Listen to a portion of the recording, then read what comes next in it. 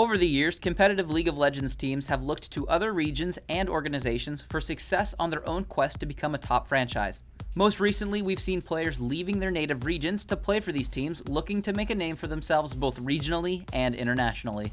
For our analysis, we will focus on the North American LCS as it has been one of the most impacted regions over time.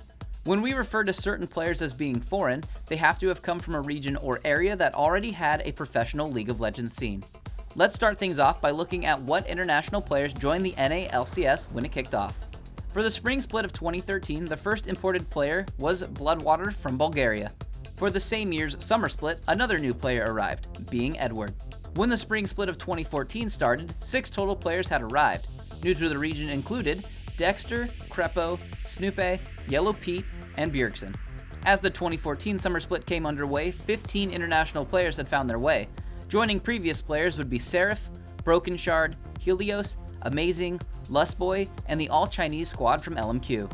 When the 2015 spring split arrived, 2 teams were added to the league and the total international players became 18. New players would be Santorin, Impact, Rush, Keen, Paragon, Piglet, Core JJ, Gamsu, Jesus, Phoenix, Avalon, Impaler, Imagine, and Conquan. Focusing within the list of players, we can now see who had some of the most impactful and least impactful performances based on their wins. Coming in at the top of our list with the least amount of games played on a successful squad is Santorin with a 73% win rate. Right next to him are his teammates Lustboy at number 2 and Bjergsen at number 3. The old LMQ squad finds themselves in 4th with an impressive 61% win rate. And Amazing, a former TSM player, finds himself in 5th. Coming in as least impactful players is Conquan, Paragon, Impaler, Broken Shard, and Jesus.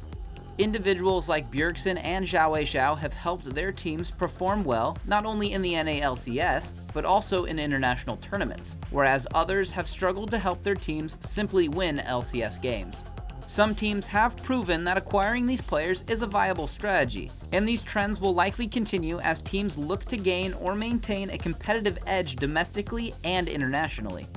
Looking specifically at the 4 long-standing organizations that have played in all 5 splits, TSM, CLG, Liquid, and Dignitas, there are some telling statistics. TSM leads the others in foreign player representation, as over half of their games throughout all 5 splits have had at least one foreign player on the roster. CLG and Liquid have used foreign players slightly less often throughout their time in the LCS, and Dignitas has only more recently started looking outside the region for new talent as the 2015 spring split began. Yet predicting an international player's performance and tenure in a new league is difficult. There can be a number of obstacles these players must overcome to find success. Whether it's language barriers, moving halfway around the world, or other day-to-day stresses, these can potentially overwhelm even veteran players like Piglet and Impact while acclimating to a new region. Fortunate for them, their resilience and fortitude kept them on track and finished out their season strong. But this can't be said for all imports. Seraph and Helios were scrutinized heavily when they moved their careers over to North America. Many thought we would see dominant play that would propel their teams higher than in previous splits. But after disappointing performances, both squads were sent to defend their LCS spots in the 2014 summer relegations. Referencing back to players and their success rates, it would appear by no surprise that language barriers have the largest effect on sculpting international talent to existing rosters. Within the top 5, the 3 European players who joined TSM were fluent in English, and Lustboy is one of the better speaking Korean players in the NA LCS, due to the strict rules enforced by coach Loco Doko, who doesn't allow Lustboy to speak any Korean while the team practices or competes. This rule over time has improved his communication with teammates and reflects in the strength of his play while on TSM. Perhaps over time, a similar result will be found with Team Liquid, as Phoenix and Piglet continue to improve their communication with teammates.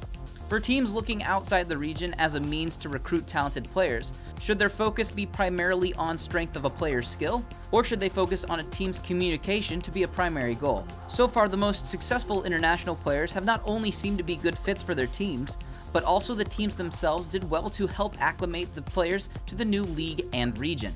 And this is one of the most telling points when we see the success that TSM has had over the years. Which teams do you think have done a good job at successfully acquiring international players? And which players do you think have had the largest impact on the region? Let us know in the comments below. Until next time, enjoy the game.